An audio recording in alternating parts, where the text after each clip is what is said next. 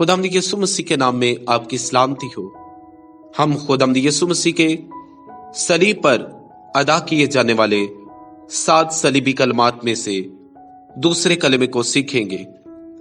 इस दूसरे कलमे को सीखने के लिए पाक कलाम में से तिलावत करेंगे।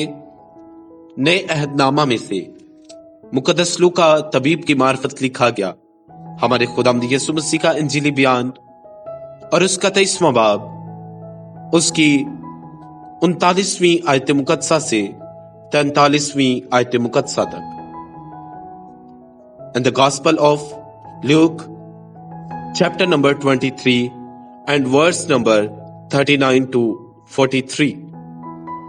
पाक कलाम में यूं लिखा है, फिर जो बदकार सलीब पर लटकाए गए थे उनमें से एक उससे यूं ताना देने लगा कि क्या तू मसीह नहीं, तू अपने आप को और हमको बचा। मगर दूसरे ने उसे झिड़क कर जवाब दिया कि क्या तू खुदा से भी नहीं डरता, हालांकि उसी सजा में गिरफ्तार है और हमारी सजा तो वाजिबी है क्योंकि अपने कामों का बदला पा रहे हैं, लेकिन इसने कोई बेजा काम नहीं किया। फिर उसने कहा, ऐ यीशु, जब तू अपनी बादशाही में आए तो मुझे याद करना। उसने उससे कहा, मैं तुझसे सच कहता हूं कि आज ही तू मेरे साथ फिरदौस में होगा। पाक कलाम का पढ़ा और सुना जाना हमारे लिए बाइस बरकत हो। आमीन। खुदावंद यीशु मसीह के सलीब पर अदा किए जाने वाले 7 सलीबी कलमात में से ये दूसरा कलमा है। ये दूसरा कलमा नजात का कलमा है। ये नजात का कलमा डाकू की दरख्वास्त और इल्तिजा का यीशु की तरफ से जवाब है। खुदावंद यीशु मसीह का खताकारों के साथ मसलूब होना कोई इत्तफाकी बात ना थी, बल्कि ये तो खुदा के मंसूबे के तहत था, जिसकी पेशन गोई 600 साल पहले मुकद्दस यसाया नबी की मार्फत की गई थी। जब यसाया उसके 53वें बाब की 12वीं आयत को पढ़ते हैं तो वहां लिखा है कि उसने अपनी जान मौत के लिए उंडेल दी और वो खताकारों के साथ शुमार किया गया। अब सवाल ये पैदा होता है कि बिलाखिर खुदा ने क्यों अपने इकलौते बेटे यीशु को खताकारों के साथ शुमार किया और इसके पीछे खुदा का मकसद क्या था। यीशु मसीह का खताकारों के साथ शुमार होना, उसका खताकारों के साथ मसलूब होना जरूरी था, क्योंकि वो तमाम बनी नूह इंसान के गुनाहों और खताओं के सबब से मसलूब हो रहा था। खुदावंद यीशु मसीह की सलीब के दाएं और बाएं जानब 2 डाकुओं की सलीबें थी। उन दोनों डाकुओं में से एक डाकू मसीह पर ईमान की नजर डालता है। उसने लोगों को यीशु को सताते, लान तान करते, अजियत देते उसने देखा और उसने सुना कि इतना सब कुछ होने के बावजूद भी मसीह यीशु ने उन्हें मुआफ किया और कहा कि ऐ बाप, इन्हें मुआफ कर, ये नहीं जानते कि ये क्या करते हैं। डाकू जान गया कि ऐसा मिजाज महज किसी इंसान का नहीं हो सकता। उसने मसीह यीशु की हलीमी और बर्दाश्त को बड़ा करीब से देखा और ईमान ले आया कि यही आसमानी बादशाही का वारिस है, यही नजात का रास्ता है, यही हकीकी जिंदगी देने वाला है। उस डाकू ने मसीह खुदाम की बेगुनाही का इकरार किया। याद रहे कि दोनों डाकू मसीह के करीब थे और सलीब पर 6 घंटे के दौरान में ज़हूर पजीर होने वाले तमाम वाकयात से दोनों डाकू ही आगाह थे। दोनों डाकू ही बदकार थे और दोनों डाकू ही उस वक्त में अजियत का शिकार थे। दोनों डाकू ही मरने के करीब थे, लेकिन दोनों डाकुओं को ही नजात की सख्त जरूरत थी। लेकिन एक डाकू अपने सख्त दिली के सबब से और गुनाहों का इकरार ना करने के सबब से और यीशु पर ईमान ना लाने के सबब से गुनाहों में ही मर गया, और दूसरे ने मसीह यीशु को कबूल किया और यीशु को कबूल करने से न सिर्फ गुनाहों की मुआफी हासिल की, बल्कि हमेशा की जिंदगी को भी हासिल कर लिया। सलीब पर डाकू का निजात हासिल करना हमारे खुदावंद यीशु मसीह के बेबयान फजल का आईनादार है। हमारा खुदा फजल का खुदा है और नजात सिर्फ उसी के फजल से है, ना कि हमारे नेक कामों के सबब से। क्योंकि मुकद्दस पौलुस रसूल इफिसुस के खत के 2 बाब की 8वीं आयत में लिखते हैं, क्योंकि तुमको ईमान के वसीले से फजल ही से नजात मिली है, और ये तुम्हारी तरफ से नहीं, ये खुदा की बख्शिश है। इस कलमे के अंदर पहली बात हम ये सीखेंगे कि ये कलमा तौबा और ईमान के मफहूम को जाहिर करता है। हकीकी तौबा 3 बातों पर मुश्तमिल होती है: एहसास गुनाह, इकरार गुनाह और तर्क गुनाह। बाज लोग गुनाहों पर अफसोस करने को तौबा का नाम देते हैं, लेकिन महज गुनाहों पर अफसोस करना ही हकीकी तौबा नहीं, क्योंकि गुनाहों पर अफसोस तो यहूदा इस्करियोती ने, जो यीशु मसीह के 12 शागिर्दों में से था, उसने भी ऐसा अफसोस किया। हकीकी तौबा गुनाह से नफरत और गुनाह को तर्क करना है, और यही बात हम इस डाकू के अंदर देखते हैं। वो दूसरे डाकू से मुखातिब होकर कहता है, क्या तू खुदा से भी नहीं डरता, हालांकि उसी सजा में गिरफ्तार है।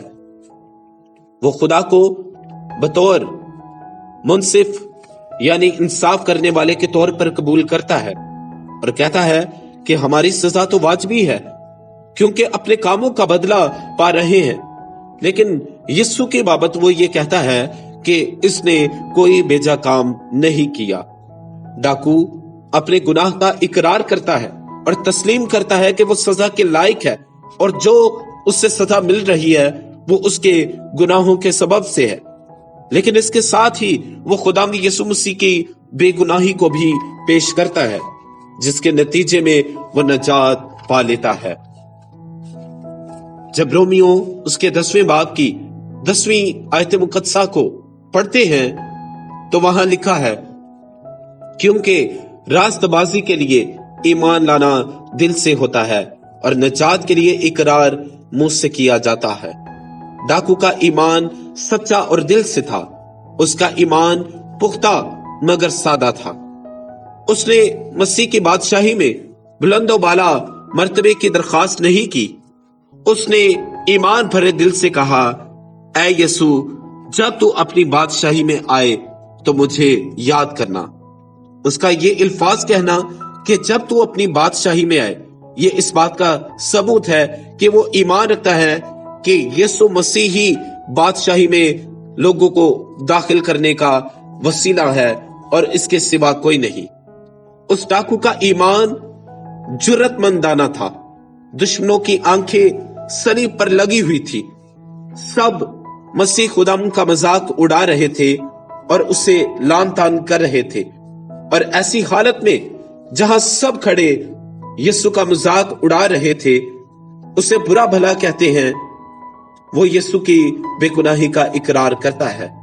डाकू यीशु के बादशाह होने का इकरार करता है और उसकी बादशाहत पर यकीन लाता है। मेरे अजीजों, क्या हम भी उस डाकू की तरह मसीह यीशु को लान तान करने वालों के सामने उसकी बेगुनाही का इकरार करते हैं? क्या हमने उस डाकू की तरह अपनी जिंदगी का बादशाह खुदावंद यीशु मसीह को कबूल कर लिया है? अगर नहीं, तो ये कलमा हमें सिखाता है कि हम अपने आखिरी वक्त का इंतजार ना करें, बल्कि यीशु को अपनी जिंदगी का बादशाह बना ले और उसे अपनी जिंदगी पर राज करने दे। इस कलमे में दूसरी बात हम ये सीखते हैं कि ये कलमा यीशु मसीह को बतौर निजात दहिंदा पेश करता है। कोहे कलवरी की तीनों सलीबें एक दूसरे से बहुत दूर न थी। उस डाकू की आवाज आसानी से यीशु सुन सकता था। दुश्मन यीशु पर लान तान कर रहे थे, उससे खुदा का बेटा होने का, खुदा का मसीहा होने का सबूत मांग रहे थे, लेकिन खुदावंद यीशु मसीह ने उनकी बातों पर तवज्जो नहीं दी। लेकिन जब एक गुनाहगार डाकू की फरियाद उसके कानों तक पहुंची तो उसने जवाब दिया और फौरी तौर पर कहा, तू आज ही मेरे साथ फिरदौस में होगा। डाकू की नजात इस हकीकत को जाहिर करती है कि वो हर गुनाहगार को जो तौबा और ईमान से उसकी तरफ रजू करता है और उसे पुकारता है, उसे कबूल करता है, खा वो मरने के करीब ही क्यों ना हो, खुदाम यीशु उसे जवाब देने के लिए तैयार है, उसे नजात देने के लिए तैयार है, क्योंकि कलाम कहता है कि वो इसलिए आया कि वो जिंदगी पाए और कसरत से पाए। और लूका उसके 19वें बाब की 10वीं आयत मुकद्दसा के अंदर यूं लिखा है, क्योंकि इब्ने आदम खोए हुओं को ढूंढने और नजात देने आया है। अगरचे डाकू मरने से पहले तौबा और ईमान के वसीले नजात पा गया, लेकिन हमें अपने आखिरी वक्त का इंतजार नहीं करना चाहिए, क्योंकि अगर हम जिंदा हैं, अगर हमारे पास वक्त है, तो ये वक्त खुदाम के फजल से हमें मिला है। जब हम यिर्मयाह नबी के नोहा की किताब को पढ़ते हैं तो वहां लिखा है कि ये हमारे खुदाम की शफकत ही है कि हम फना नहीं हुए। अगर आज हम जिंदा हैं तो इसका मतलब यह है कि आज खुदाम ने हमें मौका दिया है, हमें वक्त दिया है, ताकि इस वक्त के अंदर रहते हुए हमें हमारे गुनाहों का एहसास हो, हम अपने गुनाहों का इकरार करें और सच्चे दिल से इकरार करके हम उन गुनाहों को तर्क करें और यीशु मसीह को अपनी जिंदगी देने वाले बने, क्योंकि जो अपनी जिंदगी यीशु को देता है, यीशु उसे हमेशा की जिंदगी का ताज बख्शता है। और वो कहता है कि जान देने तक वफादार है तो मैं तुझे जिंदगी का ताज दूंगा। और जो कि शख्स तौबा करता है, उसके तौबा करने से उसकी रफाकत नजात दहिंदा खुदावंद यीशु के साथ हो जाती है। और जब कोई शख्स तौबा करता है तो आसमान पर लाखों फरिश्ते खुदा के खुशी मनाते हैं। इसलिए मेरे अजीजों, आज वक्त है कि हम भी डाकू की तरह यीशु मसीह पर ईमान की निगाह करें और उसके नजात दहिंदा होने का इकरार करें, क्योंकि नजात और किसी दूसरे के वसीले से नहीं है, आपके और मेरे मुनज्जी खुदावंद यीशु मसीह के वसीले से है। किसी दूसरे को ऐसा नाम नहीं बख्शा गया, ना आसमान पर, ना जमीन पर, ना जमीन के नीचे, जिसके वसीले से हम नजात पाए। नजात का रास्ता सिर्फ एक ही है और वो खुदावंद यीशु मसीह है। खुदावंद इस कलमे के वसीले से जो दूसरा कलमा नजात का हमने सुना है, खुदावंद हमें कसरत की बरकत अता फरमाए। आमीन।